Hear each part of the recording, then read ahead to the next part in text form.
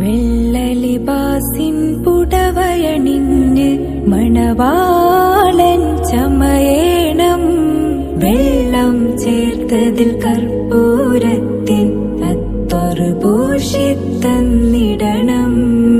ആറുകാൽ തേരിലേറി തോഴരുമൊത്തെഴുന്നള്ളേണം. ആരവമായി കലിമത്തിൻ മാധുര്യന്ന് മുഴങ്ങേണം. അതിഥികളായൊരു മുൻകർണക്കീറിനെ അതബിൽ സൽക്കരിക്കണം. അതിരി അതിരി എന്ന് പറഞ്ഞു ജവാബ് കൊടുക്കേണം. അതിനായി എന്നുടെ സൽക്കർമ്മങ്ങൾ കൂട്ടുകിടക്കേണം. അഹദേ എന്നുടെ മണ്ണറ നീ പൂവരയാക്കേണം.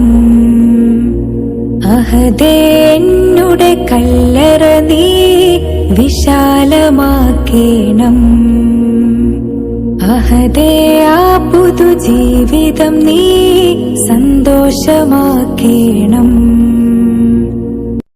വെള്ളലിബാസിൻ പുടവയണിഞ്ഞ് മണവാളൻ ചമയേണം. വെള്ളം ചേർത്തതിൽ കർപ്പൂരത്തിൻ